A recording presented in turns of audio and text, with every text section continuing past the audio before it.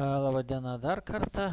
Taigi dabar apibendrinkim tas žinias, kurias mes sužinojom iš prieš tai buvusių filmukų, kurie buvo skirti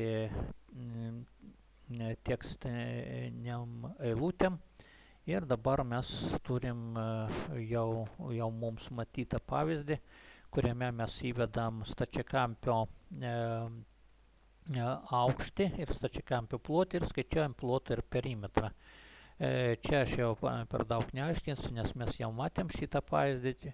Čia tiesiog galima dabar labai gerai suprasti jo sintaksę. Taip, čia parašyta aukštis, float, input ir va štai čia mes žinom, kad va štai šitą funkciją įveda tekstinę eilutę, input ir įvesk stačiakampio aukštį, tai mes gausim tekstinę eilutę. O funkcija float tiesiog leidžia konvertuoti tą tekstinę eilutę jau į realų skaičių. Lygiai taip pat ir su pločiu. O čia mes įvedam stačiakampio plotį, pavyzdžiui, čia bus tekstinė eilutė. Su funkcija float mes konvertuojam šitą reikšmę į jau realų skaičių. Devintas pavyzdys, čia dar vienas realus pavyzdys, pasižiūrint, ką mes čia norim sužinoti. Naudodamas input funkciją įvesk keturženklį skaičių, apskaičiuok ir išvesk tokius duomenis pagal tą skaičių. A. Pirmo ir paskutinio skaitmenų sandaugą, jo 10 laipsnio pirmo ir paskutinio skaitmenų sumą, jo kvadrato pirmųjų 3 skaitmenų kvadratų sumą. Gerai, bandom. Pirmas žingsnis. Mums reikia įvesti keturženklį skaičių. Tai 12 eilutėj aš darau priskirimą eil lygų input įvesk keturženklį skaičių. Po šitos eilutės kintamasis eil, taip, o jeigu mes tvarkingai įvesim skaičių, turės tekstinę skaičiaus reikšmę. Čia bus, kadangi mes nekonvertuojam kol kas į sveiką skaičių, čia bus tekstinė reikšmė. Čia mes atspausdinsim tą tekstinę reikšmę, jeigu esim 1234, tai ir matysim 1234. Ir paskui pas mus yra 3 punktai, kuriuos reikia įvykdyti. Pirmam punktui reikia sužinoti to įvesto skaičiaus pirmą ir paskutinio skaitmenų sandaugą. Tai jeigu aš turiu šitą skaičių, taip, jeigu aš paimsiu eil 0, tai aš surasiu pirmą skaitmenį. Jeigu aš parašysiu eil ir šituose skliaustusi -1, tai jeigu jūs gerai prisimenat, -1 reiškia paskutinį simbolį, tai šiuo atveju aš paskaičiuosiu paskutinę skaitmenį, taip.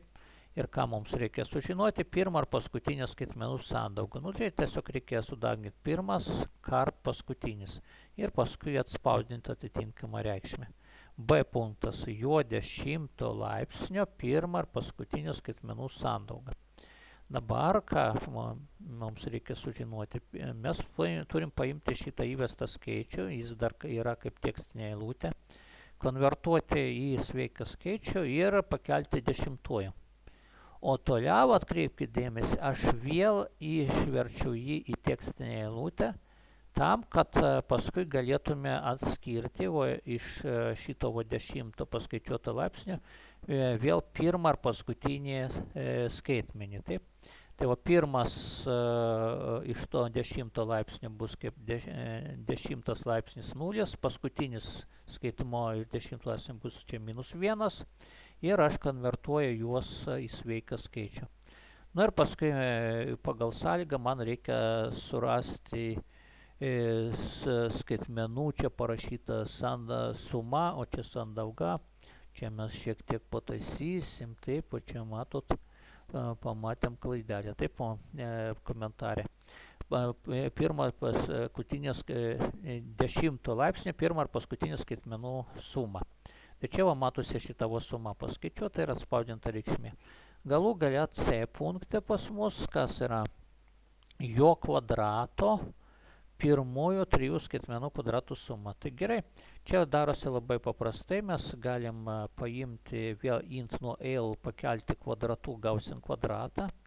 Vėl patogumo dėliai mes išverčiam į tekstinę reikšmę šitą kvadratą, o paskui mes paimam pirmą, antrą ir trečią skaitmenis ir pagal sąlygą mums reikia jų kvadratų sumą paimti. Taip, tai imam šitą kvadratą plus šitą kvadratą plus šitą kvadratą ir atspausdinam reikšmę. Taip, pabandom įvesti kažką, tai kad paprasta būtų paskaičiuoti. Tarkim, aš įvesiu tokį keturženklį skaičių, visi vienetai 1111. Ir pasižiūrim, pirmo ir paskutinio skaitmenų sandauga vienetas be abejo. Toliau, jeigu aš pakelsiu šitą 10 laipsnį, ten bus labai didelis, o čia 10 laipsnis, o toks gavosi. Nuo jo pirmo, tai yra ir paskutinio skaitmenų suma, tai čia dvejeto ir trejeto yra 3, čia matosi trejetukas. Ir pagaliau skaičiaus kvadratą galima paskaičiuoti šitą. Ir ką mums? Pirmoji 3 skaitmenų kvadratų suma, tai čia gaunasi šitas kvadratas. Šitų skaitmenų kvadratą, vieneto, dvejeto ir trejeto. 1 kvadratu plus 2 kvadratu bus 5. Plus 3 kvadratų tai yra 9 ir gaunasi 5 plus 9 14. Tai štaigi matom pavyzdys šitas gerai veikia. Taip. Galima patestuoti su kitais keturženkliais skaičiais ir įsitikinti, kad viskas tvarkoja. Ir paskutinis pavyzdys, jis yra perdarytas beveik toks pat kaip ir ką tik tai prieš tai buvęs pavyzdys. Tik tai mes šitos veiksmus apiforminam, ABC veiksmus apiforminam kaip funkcijas. O būtent uždavinys koksai, reikia parašyti 3 funkcijas. Pirma funkcija, čia turbūt vardininkas geriau būtų taip, pirma funkcija, nes visur kitur paskui vardininkas. Pirma funkcija, pagal jai perduotą sveiką skaičių randa ir grąžina jo pirmą ir paskutinę skaitmenų sandaugą. Paskui antrą funkciją pagal jai perduotą sveiką skaičių randa ir grąžina jo 10 laipsnį pirmą ir paskutinį skaitmenų sumą. Labai panašiai kaip jau buvo pas mus prieš tai buvusiai sąlygai, yra ten logiškai trečia funkcija. Tai ką dar prirašyta, taip pat parašyk kodą, kuris demonstruoja šių funkcijų veikimą. Tai dabar, kaip atrodo pirma mūsų funkcija? Mums reikia surasti pagal duotą skaičių pirmo ir paskutinio skaitmenų sandaugą. O čia gaunam skaičių. Paskui mes, jeigu jis buvo tekstinė eilutė, tai dar ką tokio. Turim omeny, kad mes čia perduosim kaip tekstinė eilutė šitoj vietoj. Čia formaliai reikėtų dar visą pasakyti, kad tas argumentas funkcijos, parametras šiuo tai pas mus tekstinė eilutė. Ir toliau, jeigu čia tekstinė eilutė, tada mes galim paimti čia tokie nulinį simbolį, tai yra pirmą simbolį. Dėl viso pikto, jeigu čia netyčia mes perduotume kažkokią tai netekstinę eilutę, o skaičių, tai formaliai mes turėtume jį vis dėlto paversti į tekstinę eilutę. Tai galim padaryti štai kokį dalyką, kad būtų suprantamiau, mes galim parašyti taip skaičius lygų ir čia parašyti str nuo skaičius. Taip, čia mums norėjo žyminį padėti, o padėjo. Čia tada būsim užtikrinti, kad tikrai pas mus, štai čia nesvarbu skaičius ar neskaičius atėjo, ar tekstinė eilutė, tai vis tiek mes gausim tekstinę reikšmę. O jeigu turim tekstinę reikšmę, tai mes galim paimti nulinį simbolį, tai yra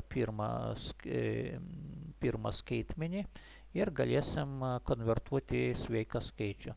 Čia mes paimam paskutinį skaitmenį tokiu būdu ir surandam jų sandaugą, o paskui grąžinam šitą sandaugą. Ir lygiai taip pat galima pasielgti ir šitoj lygiai taip pat elgiamės ir šitoj funkcijai, antroji funkcija ir trečioji funkcija. Čia jau žiūrovai galėtų patys šiek tiek panagrinėti.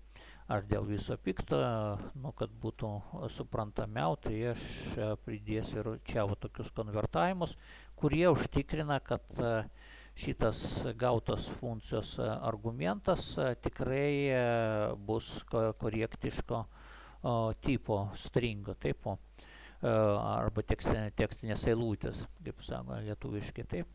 Paleiskim šitą mūsų pavyzdį. Čia mūsų pavyzdį derinamasis koks kodas yra, reikia įvesti keturženklį skaičių ir paskui mes skaičiuojam praktiškai tą patį, kas buvo praeitam pavyzdį.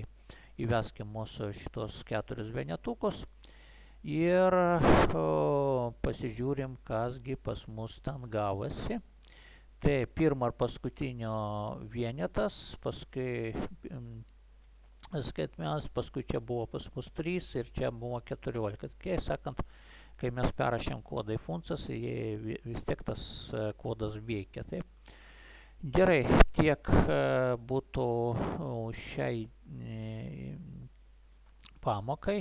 Kaip matom, ji nėra trumpa, čia keletą tokių filmukų ir tema tokia nėra iš lengviausio, jeigu Pythoną mes tik tai pradedam mokytis.